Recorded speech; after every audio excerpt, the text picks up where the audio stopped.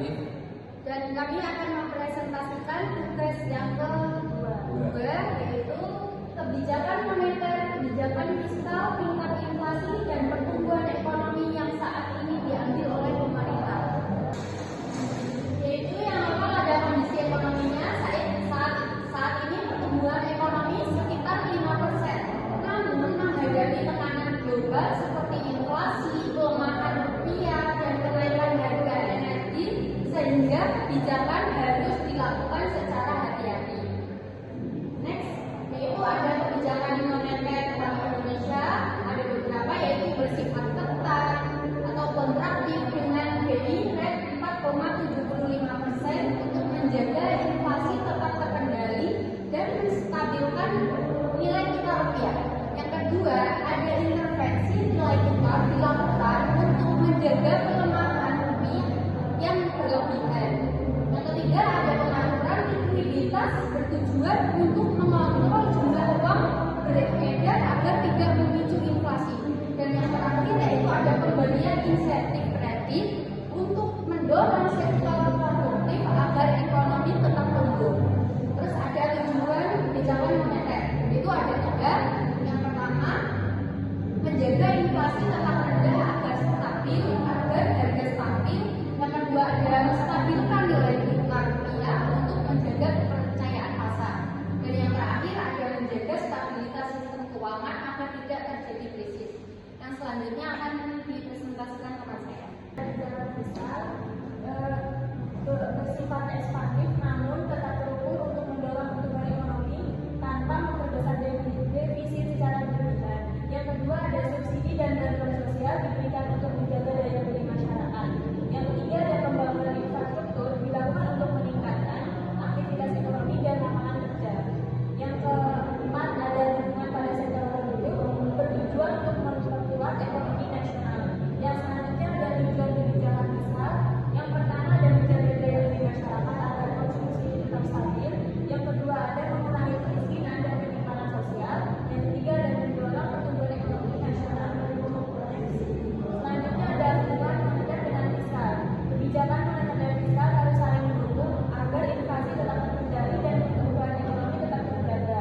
Dan juga keduanya harus berjalan seimbang karena moneter menahan inflasi sementara fiskal menjaga ekonomi tetap tumbuh. Tingkat inflasi Indonesia 2026. Inflasi adalah kenaikan harga barang dan jasa secara umum dalam periode tertentu. Inflasi menjadi salah satu indikator penting karena berpengaruh terhadap daya beli masyarakat, biaya produksi, tingkat bunga, hingga pertumbuhan ekonomi. Inflasi tahunan Maret 2026 sebesar 3,48%, lebih rendah dari bulan Februari 4,76%, yang menunjukkan tekanan harga mulai bergerak. Inflasi bulanan sebesar 0,41% dan yang kemudian 0,94%, menandakan kenaikan harga masih terjadi tetapi tetap terkendali. Inflasi masih dekat target B1, B3, sehingga tetap perlu diwaspadai lagi. Penyebab inflasi: 1. Peningkatan permintaan saat Ramadan dan Idul Fitri menyebabkan harga barang dan jasa naik pesat. Harga pangan seperti beras, telur, ayam, cabai menjadi penyumbang utama inflasi. Lalu yang ketiga, kenaikan harga energi dan pelemahan rupiah meningkat biaya produksi dan distribusi.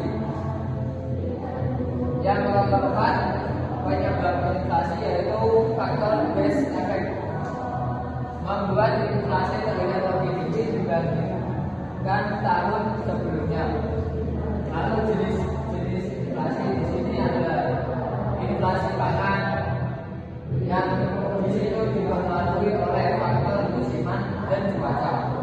Lalu ada inflasi harga diatur pemerintah. Di sini berasal dari kebijakan seperti energi. Lalu ada inflasi inti sebesar 2,52%, menunjukkan tekanan harga yang relatif stabil.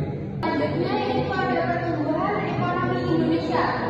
Pengertiannya sendiri yaitu pertumbuhan ekonomi Indonesia adalah peningkatan aktivitas produksi barang dan jasa yang saat ini berada di kisaran kurang lebih 5%. Pertumbuhan ini didorong oleh konsumsi masyarakat, belanja pemerintah, dan investasi.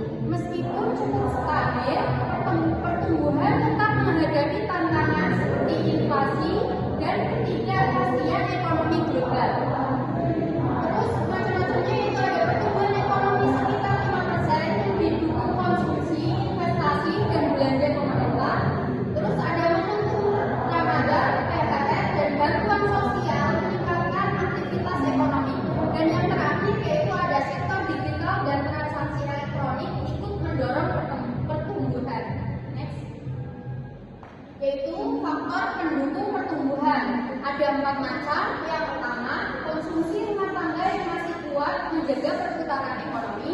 Yang kedua, belanja pemerintah melalui APBN membantu stabilitas ekonomi. Terus investasi infrastruktur dan industri meningkatkan produksi dan lapangan kerja.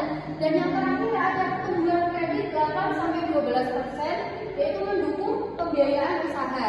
Dan tantangan ekonomi sendiri yaitu ada 3. Yang pertama, ketidakpastian global, meliputi konflik, harga minyak, arus modal, itu dapat mengganggu stabilitas. Dan yang kedua ada inflasi yang tinggi beresiko menurunkan daya beli masyarakat. Dan yang terakhir ada perlu keseimbangan kebijakan agar pertumbuhan tetap terjaga. Terakhir ada kesimpulan, jadi ekonomi Indonesia masih stabil dengan pertumbuhan sekitar 5%, namun menghadapi tekanan inflasi dan ketidakpastian global. Inflasi mulai menurun, tetapi tetap perlu dijaga.